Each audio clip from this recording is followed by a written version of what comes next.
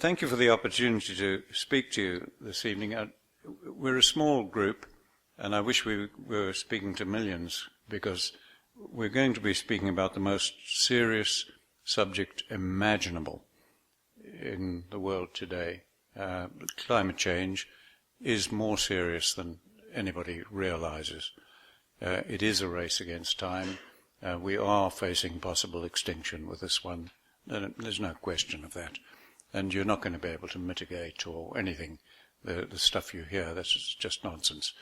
No more than the boiling frog in the water boiling slowly when you're being told agriculture will have to adapt to climate change and these things. It's ignorance. It's terrible. I don't know what more to say about that, but let's get into it. As farmers and agriculturalists, which most of you are involved in, you have a role to play for the future of humanity greater than you probably realize, and certainly greater than the leaders of agriculture realize and comprehend today. So let me begin by just looking at agriculture first, globally. In our mainstream thinking, agriculture is treated as crop production. And you see that in the media and everywhere else. That is wrong. Agriculture, if you want to define it simply, is the production of food and fiber from the world's land and waters. That's what agriculture is. So that includes forestry, fisheries, wildlife, livestock, all of these things, food and fiber from our lands and waters. So let's look at the global situation of agriculture then, and what agriculture really is. And we'll look at that briefly. Globally, about 18% is cropland. America is just over the 18%. And we're not even talking about that much or doing much about it in considering what is going on. If we look a little further, and I've turned the United States on its side just to piss you off. Okay? No, I've actually done it because I wanted to cover Mexico as well. All right? So the area covered with the circle, over 90% of that land is only capable of feeding people from livestock or wildlife. Nothing else. And that's a big chunk of country. Now, if we look at the whole of North Africa, now you're looking at something far bigger than the whole of the United States. Most people have no comprehension of the size of Africa. Okay? And we take that right across Pakistan and so on to India. 95% of that land is only capable of feeding people from wildlife and livestock. If we look at the whole of the southern part of Africa, right up north of where I come from, the whole of that area, 90%, is only capable of feeding people, as I said, from livestock and wildlife. If we look at the former Soviet republics, right across that vast area of the world, which again is enormous, 95% of the land only capable of supporting people or feeding people from wildlife and livestock. If we look at the whole of China, which is again a big chunk of land, about 95% of the land only capable of feeding people from livestock or wildlife. And then if we pick on Australia, which is about the size of the whole of the United States roughly, again we see about 95% of the land we're only going to be able to feed people from livestock and wildlife. And all of these areas I've shown you, if you look from space, as one speaker at a conference I was at some time ago said, and she showed shots from space as the Earth rotated, you would describe us as a desert-making species. All of that land I've shown you is turning to deserts, desertification, land degradation. So it's a very serious position when, as you all know, livestock are vilified and wildlife is decreasing rapidly because of habitat destruction mainly. And that habitat destruction is principally being blamed on livestock, which are blamed for causing climate change with all the things they're doing. And we've got a population rising to an anticipated 9 to more billion people. So currently over most of these areas, as I say, they're in decline, desertification, etc. So what is the world going to do? And who's talking about it? What are you going to do? It is desperately serious. So let's move on to more reality. But let me first clarify what desertification is. It's a fancy term. It really is just a symptom. It's not even a problem. It's a symptom of biodiversity loss. Without biodiversity loss, desertification doesn't even occur. And yet we treat biodiversity loss as a separate issue in our universities, our organizations, our conferences. We treat desertification as a separate issue, even though it's a symptom of the first. And when we look at climate change, if we look at agriculture, it's producing more eroding soil than food. We're looking at agriculture as a whole now. It's causing the great man-made deserts. It's caused them. It's causing this desertification. Because of agriculture and the way we're doing it at the moment, we're burning over 2 billion acres of grasslands every year in Africa alone, and a 1.5 acre fire puts out more and more damaging pollution than 4,000 cars per second. And nobody's talking about that. It's supported by environmental organizations, governments, etc. Okay? When we look at all of this and put it together, the soil loss, etc., it's very clear, it's unarguable that agriculture is causing climate change as much as, and possibly more than, oil and coal, fossil fuels. But everything is being blamed on livestock and fossil fuels in the situation we face today in our mainstream thinking. What is even more dangerous is that when we, as we must, find alternatives for mass energy to fossil fuels, okay, if we find some technological solution to that, and it has to be a high-tech solution to that, climate change will continue because of agriculture. So agriculture is our most serious problem we're facing. You can't have a church, you can't have a school, you can't have a university without agriculture. It is the foundation of civilization. All right, so what is desertification? It's a symptom of biodiversity loss, but really what it is the rainfall becoming less effective. That's a picture I took when doing a job for the World Bank some years ago in North Yemen, and that was an inch of rain falling, 25 millimeters of rain. We were right close to a research station, and I took that. The next day I took that picture. How much of that rain was effective? Maybe a millimeter? 24 millimeters? We said, thanks God, we don't need it, we're sending it back to you. We sent an illiterate villager to a conference of scientists in Harare, 200 scientists dealing with desertification, water, etc. We sent an illiterate villager there because they wanted to question him about the work we're doing. And he explained the work we're doing because he'd trained with us. Okay, the first question he was asked was, what is your rainfall? And he said, do you mean our effective rainfall or our total rainfall? What do you think 200 scientists said? They just stared at him. They had no idea what he was talking about. I attended 2 international conferences last year, one in the Negev, one in Africa. International conferences on desertification and water. I promise you there wasn't a scientist there that could have explained what that villager then explained to those people. That the rainfall becomes non-effective when you have bare soil.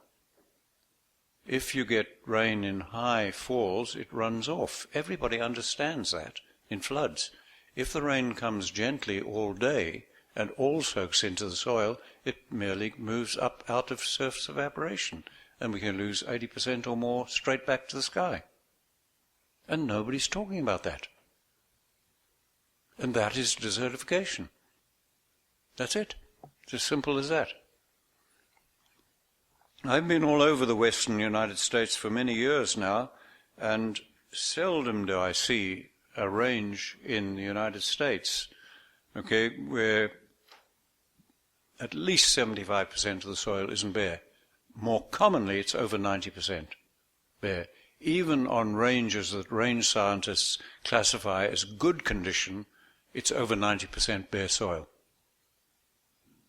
Such is our ignorance of what is going on. And it's not just here. In my own country, we had a major trophy, natural resources trophy, for the best managed rangeland in the country every year. It was a very prestigious prize. And Jock Thompson, Colonel Thompson, won it one year for his ranch Clonmore, and he asked me to just give him an alternative opinion. I got his managers to take me to the best land they had. It was beautiful. It was a sea of grass. Beautiful. Been awarded this top trophy in a country that was more conservation conscious than any country in the world. Okay? I got his managers to leave me there, pick me up at 4 o'clock, and I just took measurements. 98% of the ground was bare and eroding. And that had been given that prestigious award by range scientists. That it is a serious problem, our ignorance of what desertification is and where it's occurring. So whether you're crop farmers or small farmers, large farmers, or you simply eat food, it's the vast seasonal rainfall areas of the world that this is happening in, regardless of whether high or low. Some of the areas that are desertifying terribly in Yemen are 50-inch rainfall. And yet we're saying it's only happening in arid and semi-arid areas. It isn't. It's happening all over. And the soil, if we only understand effectiveness of rainfall, the soil is the greatest storage place of fresh water in the world. It's greater than all the rivers, all the lakes, all the dams you can even imagine. It's just what we save in the soil if we keep the rainfall effective. Most of the rainfall over the United States is non-effective, like these other places. Now, so all of this we're trying to address through the Savory Institute, and in our main strategy, which is to stop the hemorrhaging, because we can absorb the carbon, we can absorb the water in these soils if we do so over these vast areas. So we're focusing on that, concentrating on that as one branch of our strategy. Let me summarize it this way. The way we have run livestock for centuries has caused the desertification, caused these problems. It causes both water and carbon to move from soil to atmosphere, and the soil life to be reduce their capability to oxidize methane and deal with methane.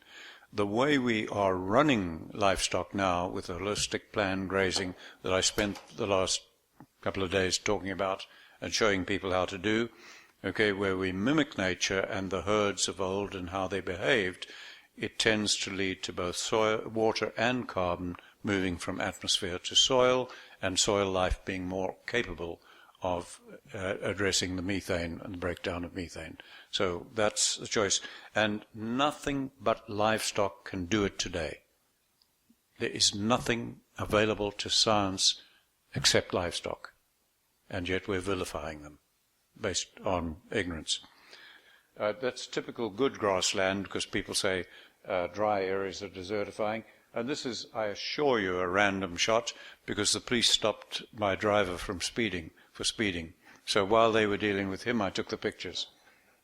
And if we look into that grassland, about 90%, it's over 90% in that grassland, the soil is just like concrete. Any rain falling on that is non-effective. That's leading to the floods in Mozambique and the droughts that we're having in Africa. And that's good grassland. Typical examples of that would be policies in the United States. We've got agricultural policies, and yet we produce more eroding soil than food. When I came to the United States, the Soil Conservation Service 30 years ago was trying to get people to understand that, and they were saying it was equal to a trainload of rail cars, all full of soil, 116 miles long, leaving the country every day. And now it's worse. The metric system is very useful, because 1 millimeter equals 1 liter. I love it. It's so simple. on a meter, so 600 millimeters of rain is 3 drums on every square meter, and even I can comprehend that. And so 30,000 drums is what we get on every hectare of land. Okay, if we look at how much rain we get, and we just take 2 inches, which is 60 millimeters, on 1 acre, and I put the metric system there so that I could do the arithmetic, that's 91 meters by 91 meters, 1 acre. Okay, that's 25 tankers, each holding 48 drums. That's only 2 inches of rain. We get that in most places, and we're just throwing it away.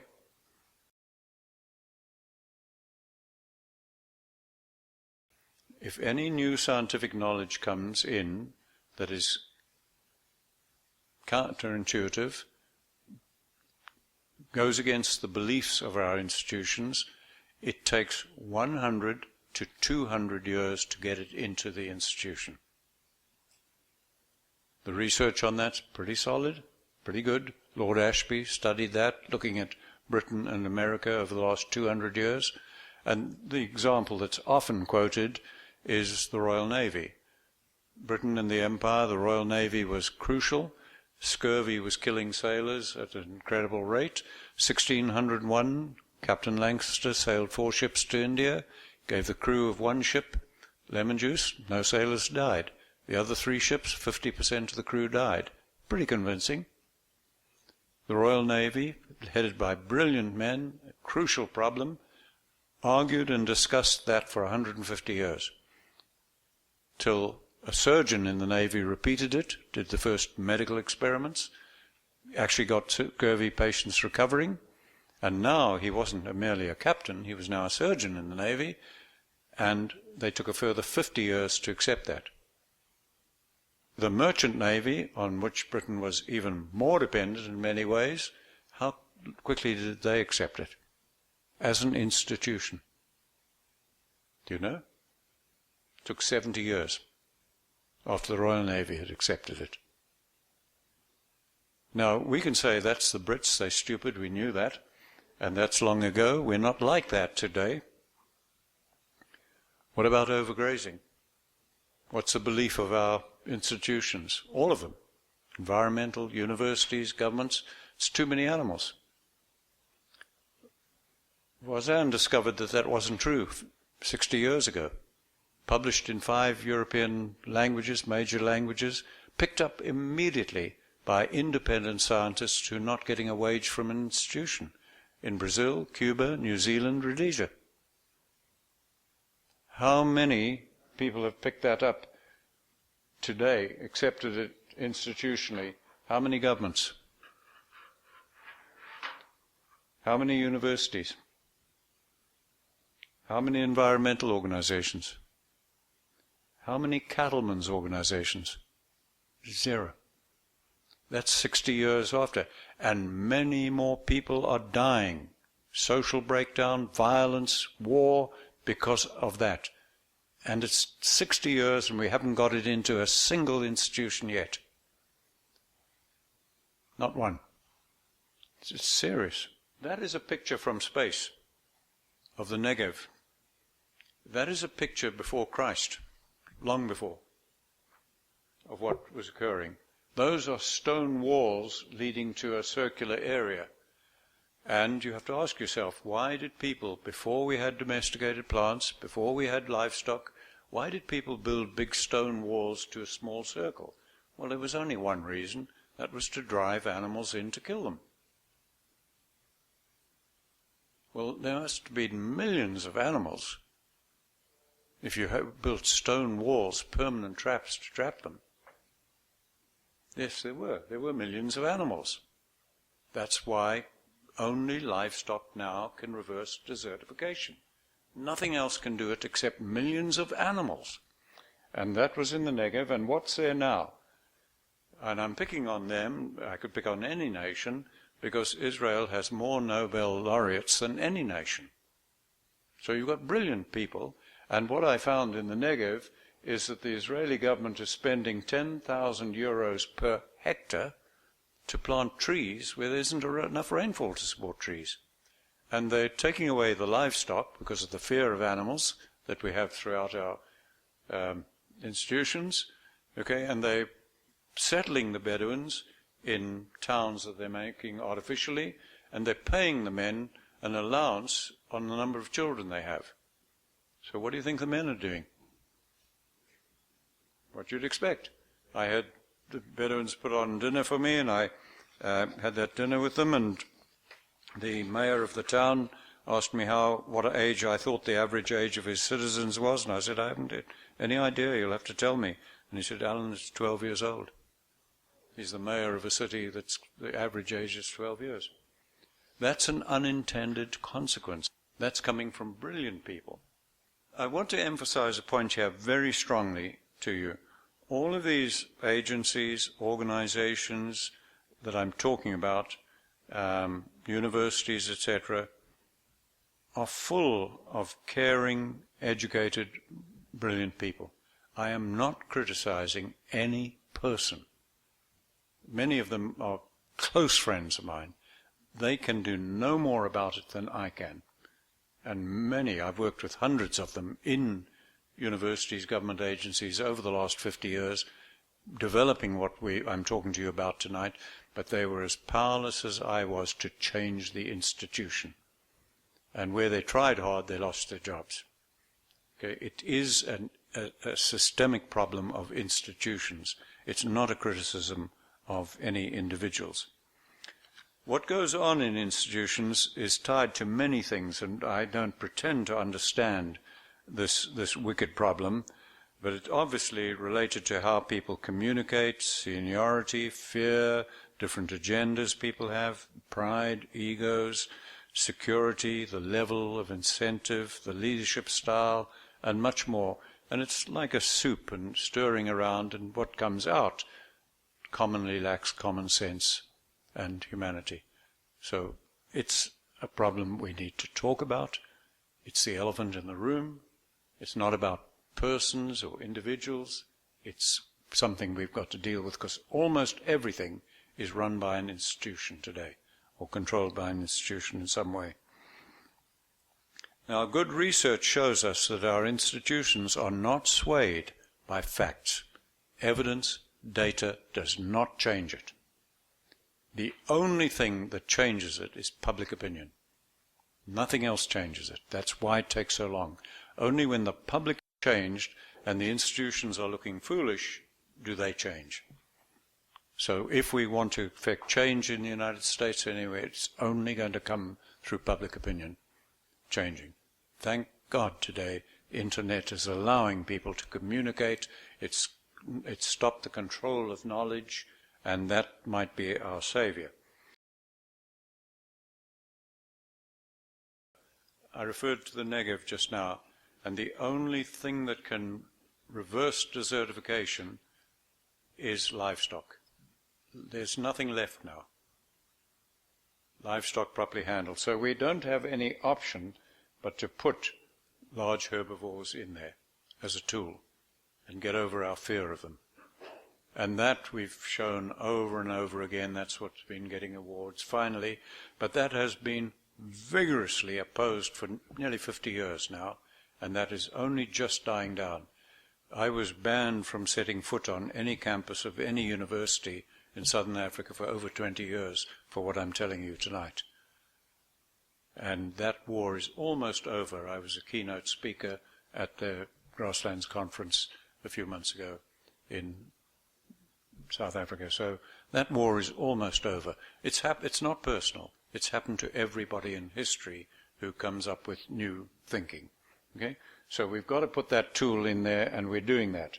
Now, we had a problem then, and I could have, if I'd talked to you in the 60s, 70s, 80s, early 80s, I could have shown you incredible successes, but equally incredible failures. We were getting erratic results. I was working first in 5 countries, then on to 2 continents, and I was getting successes but failures. We just couldn't get consistency, and you know in science, until you can get consistent results, you're not there yet. And we battled and battled. And the piece that was missing was the hardest to find, and that was what could give us a context. There was nothing in any religion in the world, nothing in any of the philosophers, nothing in any branch of science. What is a context for our actions in management? We just didn't know what we were looking for a vacuum and battling. And finally, with much battling, that piece fell into place there, and we got the idea of a holistic context, where you, in any situation, you define the area under management, the people under management, and people determine how they want their lives to be based on their deepest spiritual, material values and needs, and then what they have to produce from that resource base to live lives like that, and then what that resource base has to look like hundreds of years into the future to be sustaining future generations. And there's some rules around forming it and so on. And once we define that, then we have a context, and we can work at it. And so we did that, and then we also found that because our human brains can't deal with more than two or three variables at a time, we needed a crutch to help us take actions that were socially, environmentally, and economically sound. Because you cannot make an economically sound decision unless it's socially sound. You'll live to regret it at some point. And you cannot make a socially sound decision if it's environmentally unsound. You have to get the decisions sound all the way, short and long term. So we needed a crutch, and we developed a simple 10 filters that helps us. And people learn to do this very quickly, and you can do this and make decisions faster than we could the old way. So there's what we're doing now, is trying to get people to understand that if we just use a holistic framework instead of the core framework, the core framework's in there, so it's everything we ever did, but it's just some additions to it, and then we start to be able to deal with complexity. I'm going to go straight into just talking about results. Let me just talk about 2 lots of results. Shortly after I came to this country, the Carter administration, USDA, engaged me to put about 2,000 people through training in the use of this holistic framework. Now, these were people from all the main government agencies, BLM, BIA, Forest Service, U.S. Fish and Wildlife Service, the Old Soil Conservation Service, and from World Bank, USAID, and from all the land-grant colleges. So 2,000 was a big group of people that we put through training. They spent about a week learning to use this framework to analyze policies, etc. Now, that a big sample of people brought their own policies to analyze. I never analyzed any of them. They did it. And in the analysis of all their policies using this framework, they never could find a single policy in the United States that would achieve its objective and not lead to damaging consequences. One group in training got into quite a heated discussion about it, and they finally came to a conclusion which we wrote down verbatim, and I put it in the textbook. They said, we now recognize that unsound resource management is universal in the United States. Okay, now nothing changed because they all came from institutions.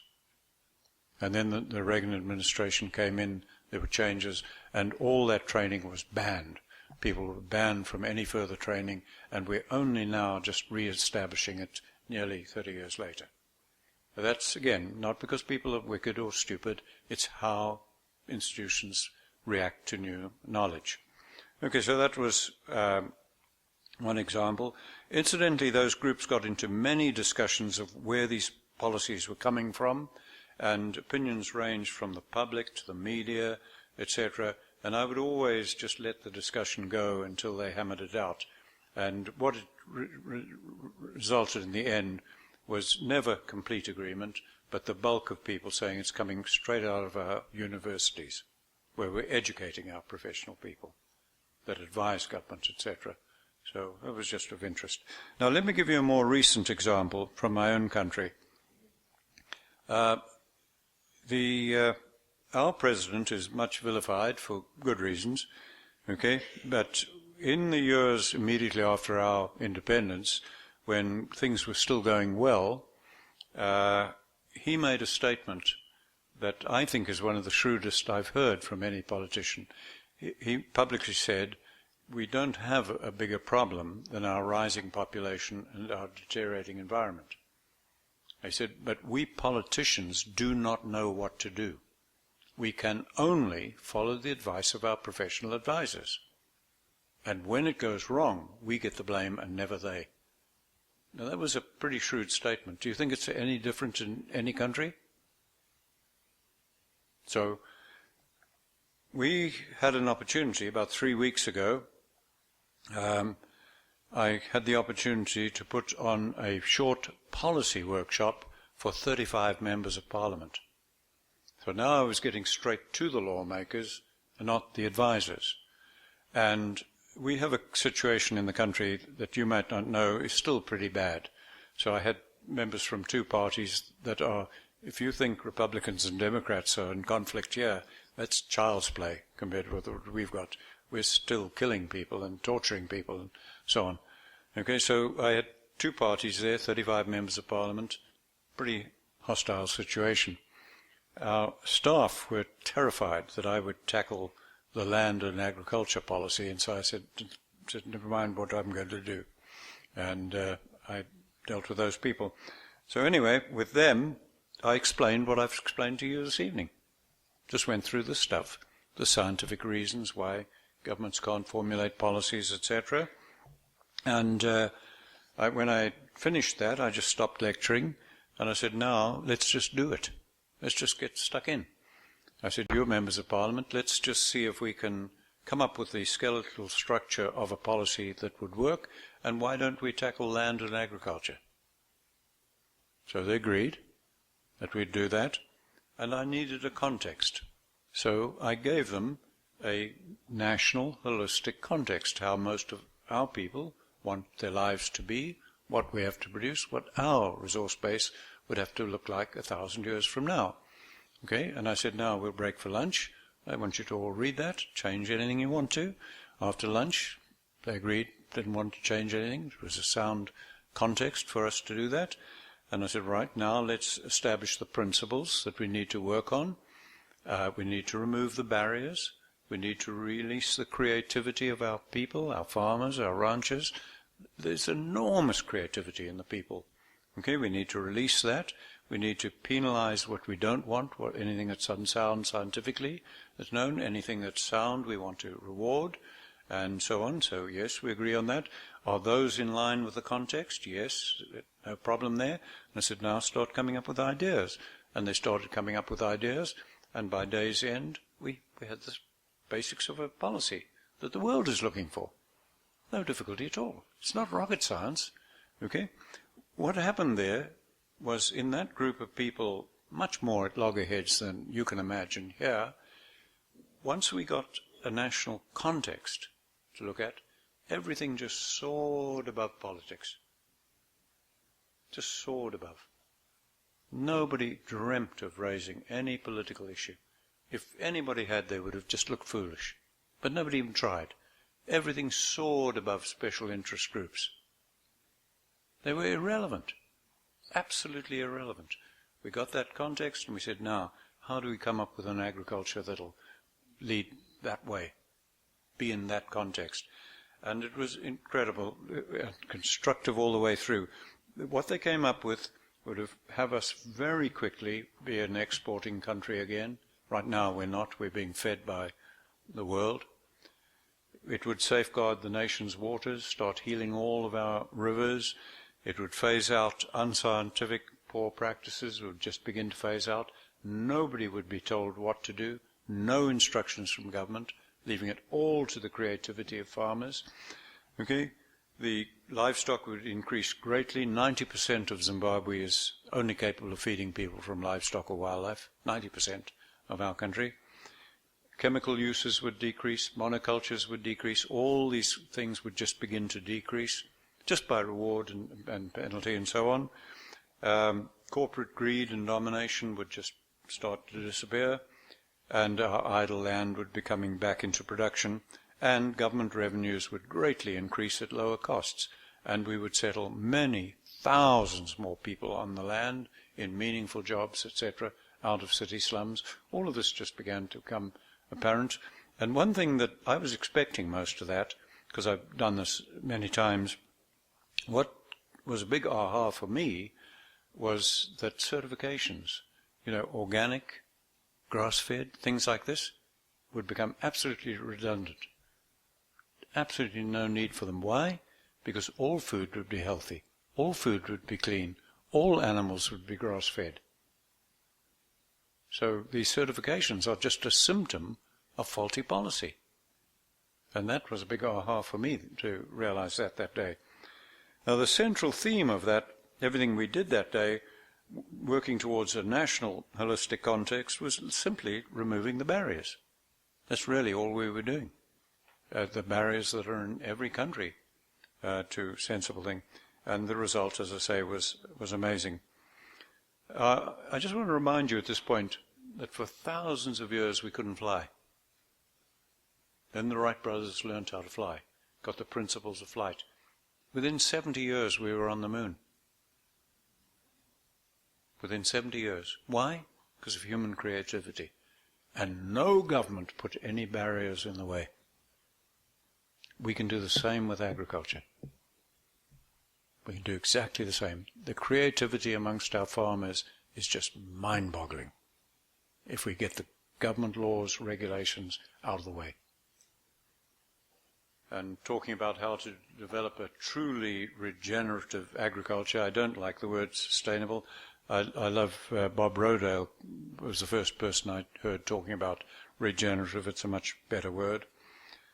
I do hope that you will not continue business as usual. We're running out of time. Climate change is desperately serious. Agriculture is a major component in it. Even, as I say, post-fossil fuels, we're still going to be in trouble because of agriculture. I hope I've given you some simple ideas, hope that it's working. This has been 50 years of work for me with hundreds of other people on 4 continents that have worked with me in developing this. We've tested, hammered it out, been through the fire. We cannot find the flaws in this, and we've even offered thousands of dollars in prize money if somebody will tell us where this is wrong, scientifically or logically. And the critics just remain silent and don't come forward to get their thousands.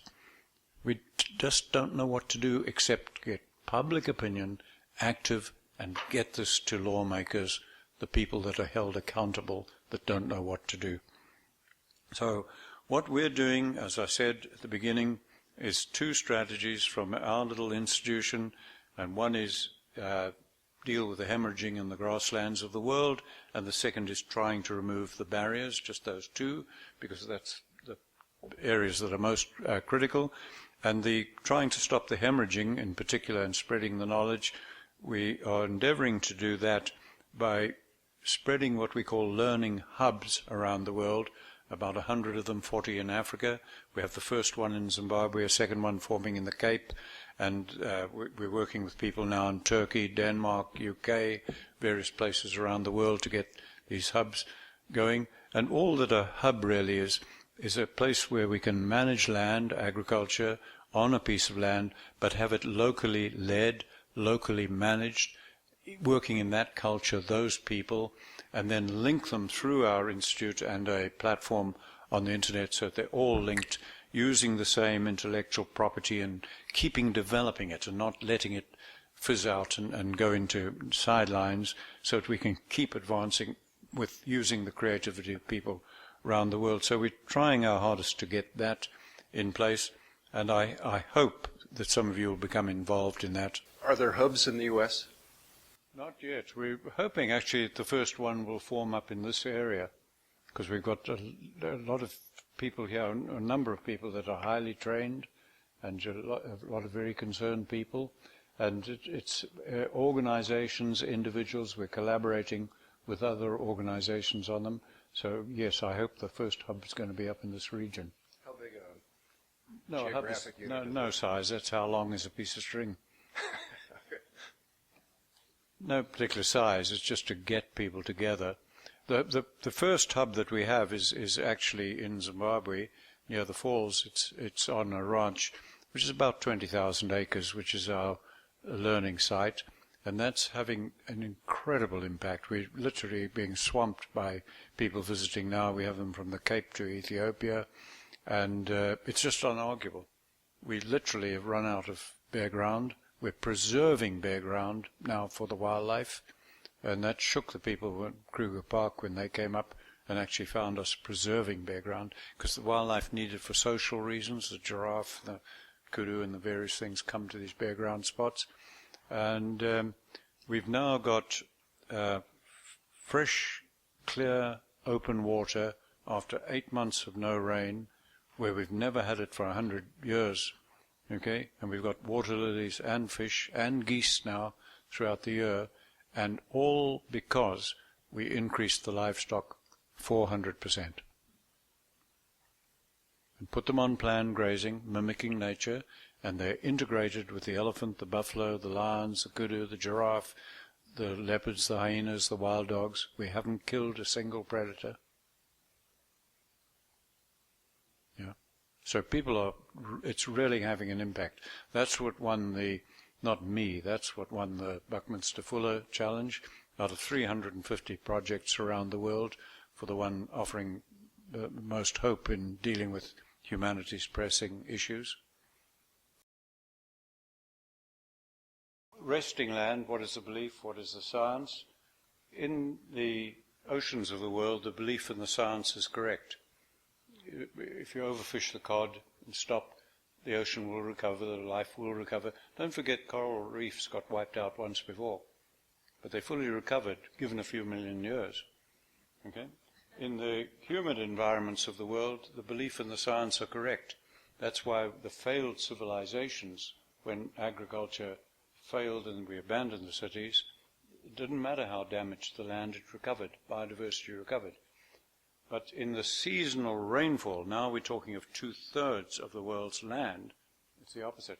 That's land, that's a wilderness area, and National Park Service run it in the United States. That's had nearly 100 years, I think it is, of no livestock, no large herbivores. It's had a lot of money spent on soil conservation measures in it, and that's as bad as anything we've got in Africa. But because of our paradigm, because of our institutional problems, thousands of people visit that. Environmentalists look at it, range scientists look at it, and don't do anything. And I could go on, but I won't, with more examples of that. That's a research plot. When the government wanted to shoot 50,000 Navajo sheep to stop the desertification, they needed proof. So they put in plots all over the western United States, and if you stop cutting your lawn, it grows. The grass grew, they photographed it. Shot the sheep, thank God they left the plots. And we can now look at them, they all turned to desert. California plot, turning to desert. There's a very important paper, Range Society, on desertification or climate change, and it's showing fixed point photograph, and the caption alongside that, that land had livestock taken off it in the 1950s, but processes resulting in the replacement of grasses and shrubs continued. What processes? It's a peer-reviewed paper. Nobody even asked what processes, because our beliefs are just so deep. The belief that overgrazing is due to animal numbers. I've looked at God knows how many PhDs, thousands of PhD dissertations, not a single one ever any evidence that overgrazing was due to animal numbers. The belief was so deep that that was it. There's Bureau of Land Management. You can see some of the soil conservation measures, these sausages full of stuff. I mean, we've given up in America. They've given up. They're not trying anything new. But we're out in the world telling people what to do. There's a picture 40 years ago. That's from my plane. That's one of the Bantustans that they had in apartheid South Africa. I was helping the cabinet of Leboa. We doubled the livestock, had them on planned grazing. You could see the border with South Africa. South Africa, they were jailing people for overstocking. And that was all stopped by the South African government. They threatened to withdraw all funding of Leboa unless they fired me as their consultant. So that collapsed. Again, this authority resistance to new knowledge. It's not new stuff, I'm telling you. We've got all our people on food aid distribution now. These are pictures taken at the end of the rains, end of March for us. The land is as good as it's ever going to be in the season, traditional running, and then holistic management. Rivers are dry, end of the rains, full of silt. Boreholes are going dry. Once they've gone, there's no water. Every year is drought, it doesn't matter what the season.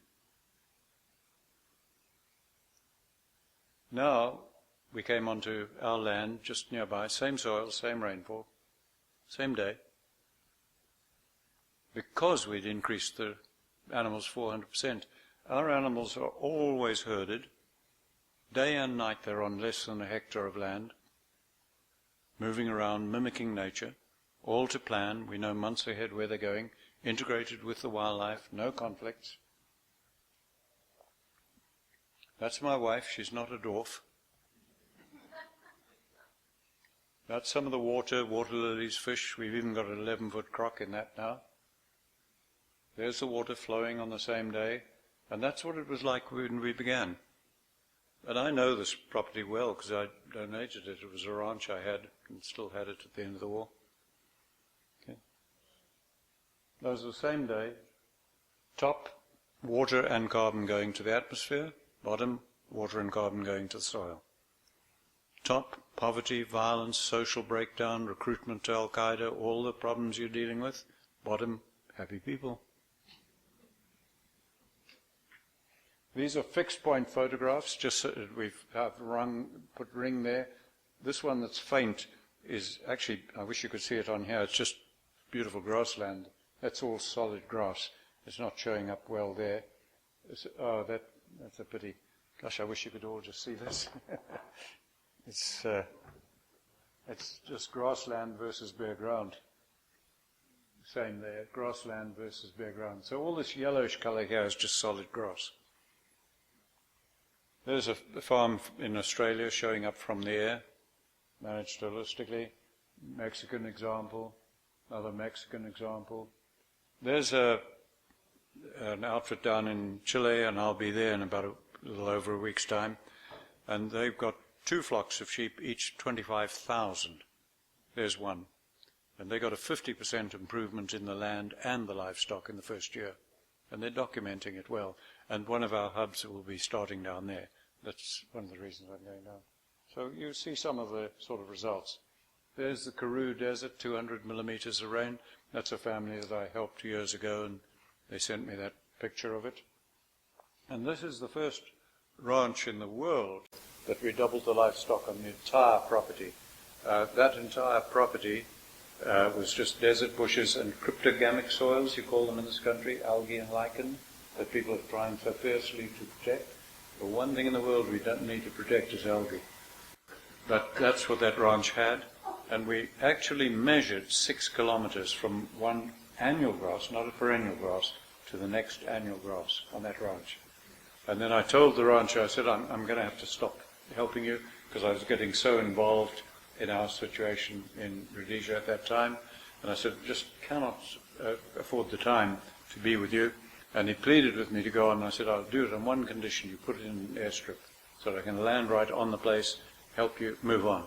And so he graded an airstrip, and I saw it when I flew down the next time. It was just standing out in the desert. You could see it for miles because that little bit of grass where we graded the airstrip broke the rest.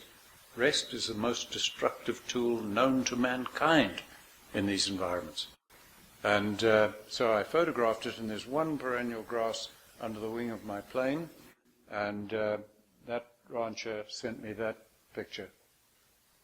It's the same place now. And just so that you can see it's the same place, it's the exact same picture he then went and took for me. And we're now, I've always said we can't talk sustainability in agriculture until we at least get through 2 or 3 generations. Because I've seen so many places where I was helping people and we had wonderful results, and then they'd have a divorce or something like that, and the whole damn thing would fall apart. Well, fortunately, we've got places down there, this is in the Cape now, where the grandchildren are now managing. And all the neighbours have gone, and they say they're only on the property because of the holistic management. So anyway, there you see some of the sort of results we see. Could you explain a little bit more about how this holistic approach actually sequesters the methane so that there's less greenhouse gases? Okay. There's no question livestock give off methane. No question. And if you didn't have the livestock, okay, what would happen to that grass? You've only got two options. You can burn it, and a 1.5 acre fire puts out more pollutants than 4,000 cars per second. Okay? Which is much more damaging. Or you can leave it to microorganisms to break it down, and what will they do? They'll put off methane. Anything that digests cellulose puts off methane. So you have no option. Now, even if livestock put out 10 times the methane that is said to do, you've still got no option. The only tools you've got, remember, are technology. No technology in the world can do what is required on the scale that's required to cycle the dead vegetation every year over billions of acres. So it's an impossibility even with imagined technology. Fire causes the problem, and small living organisms can't deal with it, and rest causes the problem. We have no option. So even if livestock put out 10 times the methane, you've still got to use livestock. Now, the area where the research is still shaky and poor and is increasing, some good stuff's going on in Australia, is what happens to the methane. It breaks down eventually, but they're getting increasing evidence, and I suspect they're going to get more, but I don't know that yet, that the soil life in a healthy soil breaks down the methane pretty fast. But that's one of the areas that's still shaky. We need a lot more information. But even if that wasn't happening, you still have no option. If you didn't have the livestock, microorganisms would put off the same methane. I was hoping that you could talk a little bit about the influence of genetically modified crops and how that helps or hinders this process. And then a second, maybe different question is, how do you start in some of those pictures you showed where it's very bleak and there's nothing on the soil? How do you actually bring the animals in and actually bring them food? The GMO thing right away, the point is when we use the holistic framework, and one of the things is we make the decisions in a context, all right, and then if it's anything affecting the environment, we assume we're wrong because the environment is so complex that it's beyond our understanding at the moment. So we assume we're wrong, and we monitor for the earliest possible warning so that we can back off. Okay?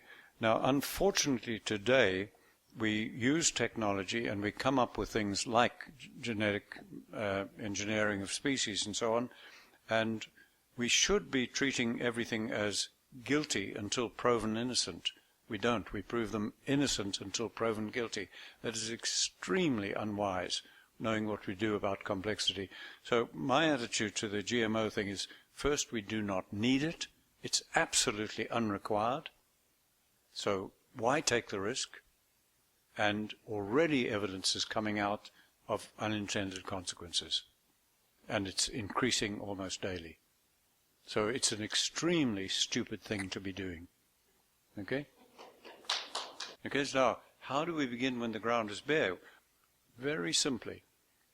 If this room was bare ground, trees, shrubs, a few desert bushes, and it could only, and it doesn't matter the size, okay, whatever the size is irrelevant, but this room was only capable of feeding 5 animals for the year, picking up leaf litter, whatever.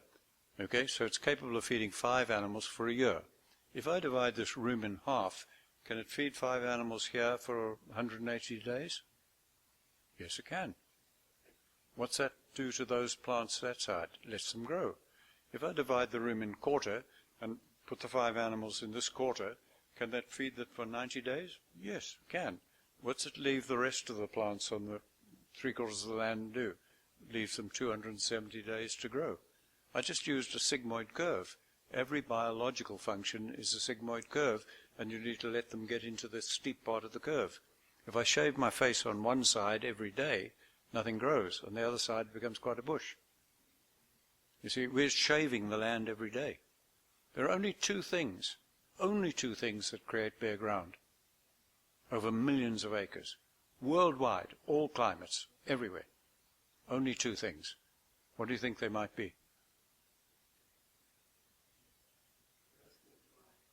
Yeah, rest and fire. Too few animals wandering around and or fire. Nothing else causes it. Droughts don't cause it. Termites don't cause it.